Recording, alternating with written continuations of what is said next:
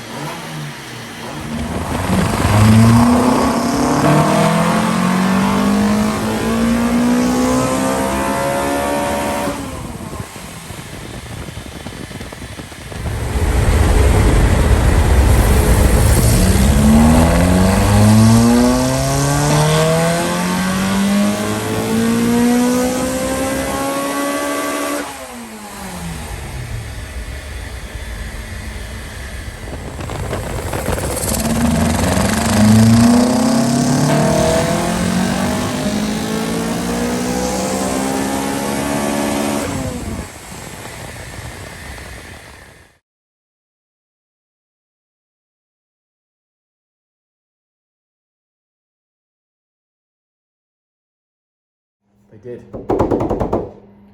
Ding. Right, Civic EK. K-swapped. Probably one of my favourite cars of this year, to be honest, and that's quite a bold statement.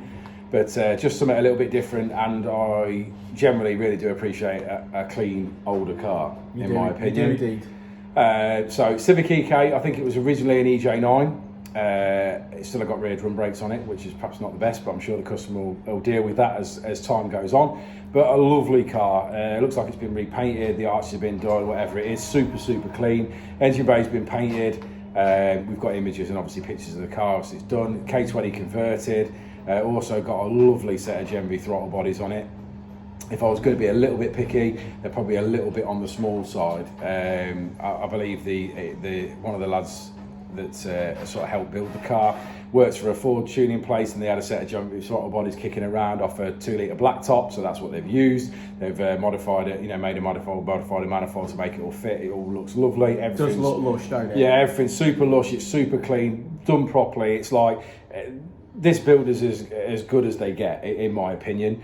Everything's spot on. They couldn't run the car because obviously it's got throttle bodies on it. They couldn't get it to run.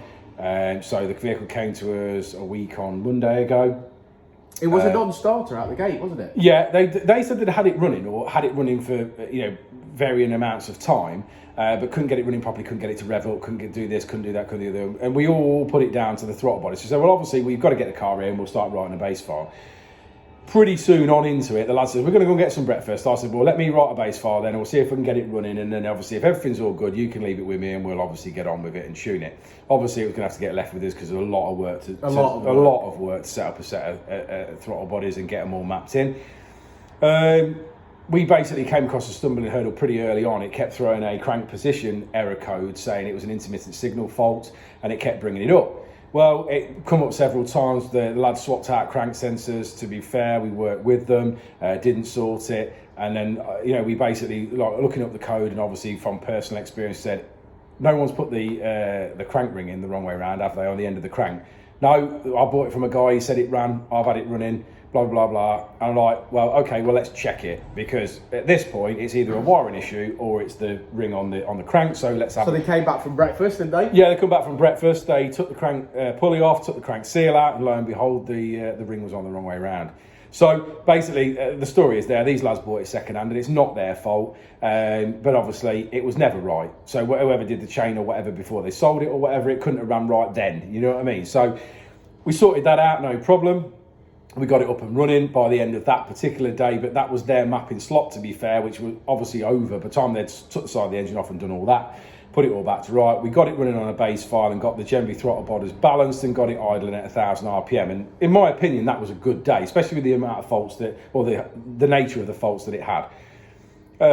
We then didn't get on it for a couple of days, obviously, because we're busy, as we are, and we said we'll get on it between jobs and we'll get it done, you know, as soon as we can for them.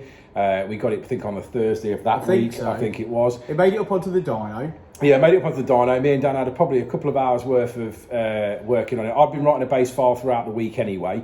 Put that base file on, got a getting it good starting. So I was every morning I was going to it and getting it starting better and better and better and working on that and getting the base file done. We then dialed in some on wide open throttle fueling and we got out through that on the Thursday. When we took it off on the Thursday because we've got another car to do, we ended up with a big puddle of gearbox oil on the dyno, which is never good.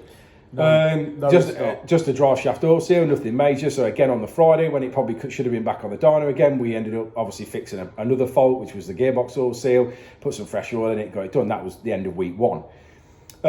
We then moved on. We've been extremely busy with the dyno this week, unfortunately, and haven't just been able to get back on it and done. So today is Friday. Yeah, so me and Dan made the decision yesterday we were going to stop and get it done.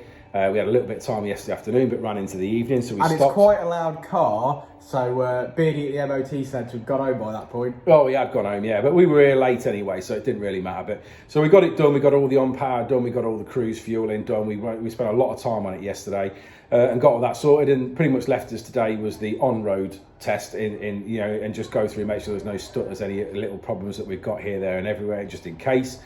So we did that. We took it off this morning. We got through the work that we've got to do this morning, which was the FN2. FN2, manifold, exhaust and map and everything. So we got that done. So we decided the best thing for us to do was obviously go and take the car for a little drive round and have an hour out and put some miles on the car and make sure everything's okay. So we did exactly that. It drove beautiful.